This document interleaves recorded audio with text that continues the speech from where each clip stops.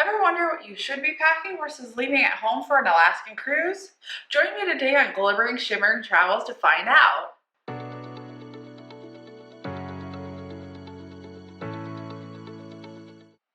Hi everyone, I'm Jack and you're watching Glimmering Shimmering Travel.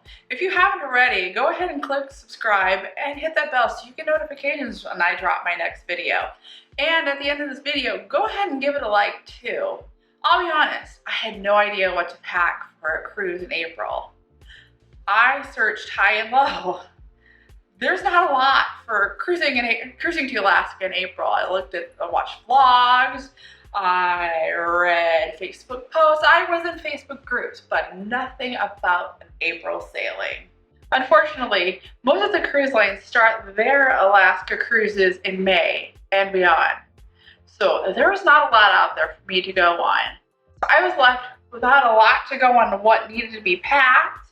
I mean, I could go a little bit on the temperature ranges, but there's just not a lot out there. So if you haven't already, go see what I actually packed in my previous video. I'll put that somewhere up here. So go ahead and click on that and then come right back to me. Or watch this one and we'll see what we didn't pack. When I started packing, this lovely thing was empty. So you see, I eliminated a lot of stuff. One, for weight, because I only wanted to drag one large suitcase and my backpack through everything because I know we had to pretty much pull our own luggage off when we disembarked from the ship. I quickly then realized that one, I didn't have enough room. There was just not enough room to pack everything I wanted to pack.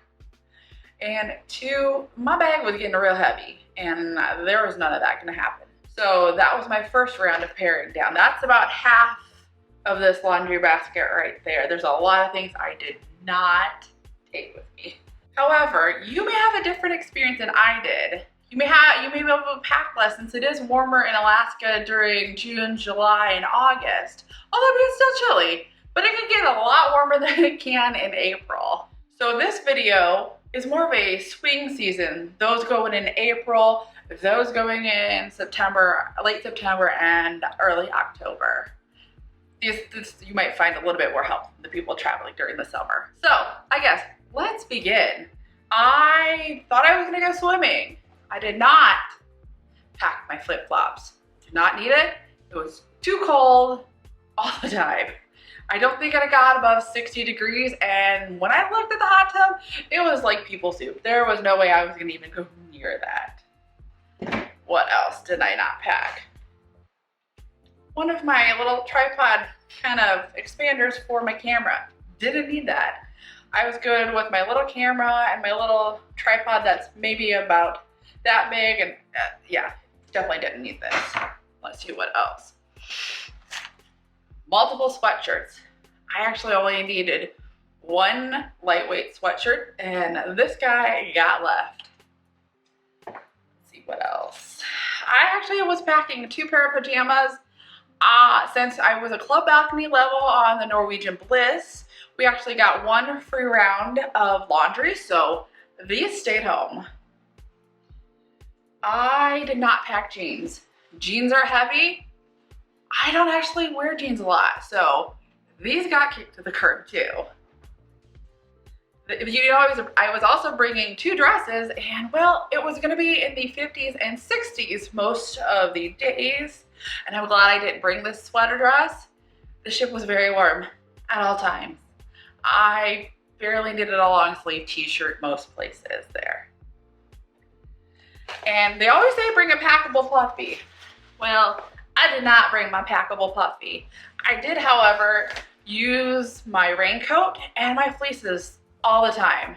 Those were good enough. I used my hat and gloves a couple of times, but not many. It was like 45 to 60 most of our excursions, so I did not need that.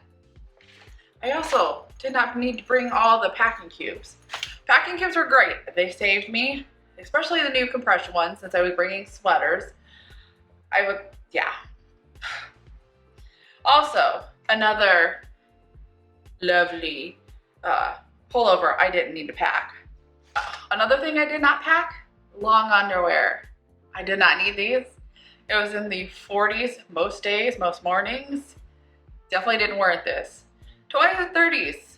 Maybe it's because I'm from Indiana, but 10s, 20s, maybe 30s you'd pack long underwear, but not on this trip. I also didn't pack a lot of my other activewear that I thought I was going to use. Did not use it, did not go exercise or anything. Also, I broke my heart, but I also didn't need to bring my lovely puffy vest. Love it to death, but it was not needed at all. My fleece did the job very well. So another layer I didn't have to bring. Curling iron, not a fancy cruise. Did not actually have to pack this.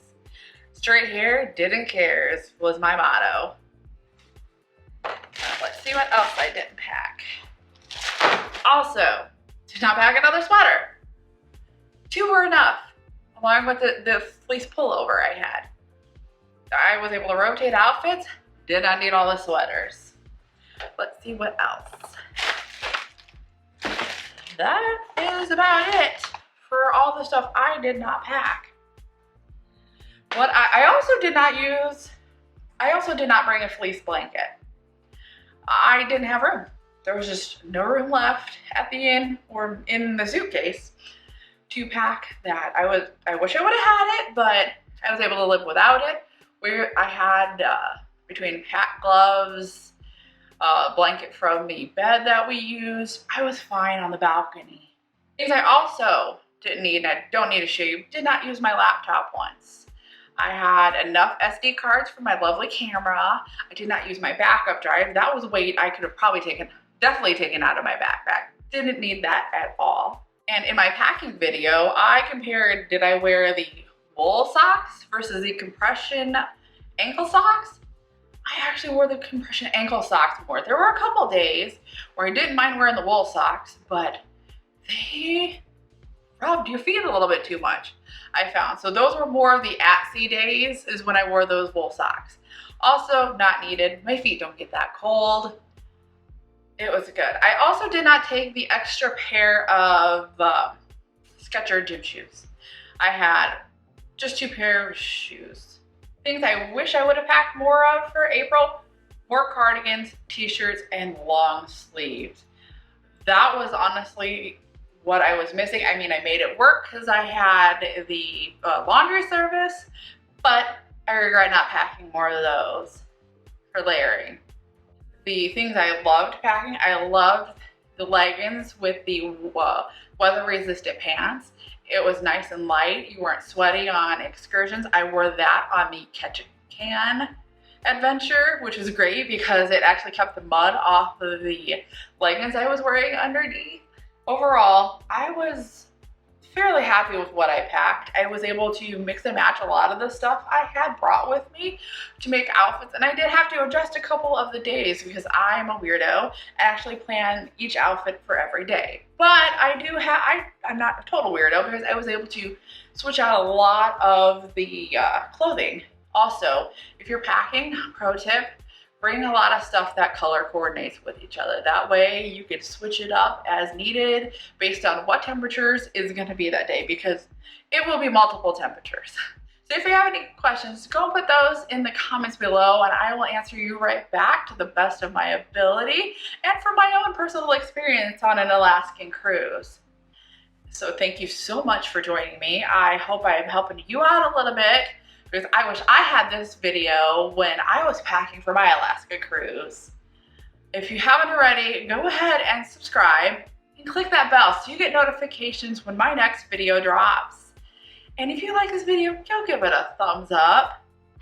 And remember, this is not goodbye, but see you real soon.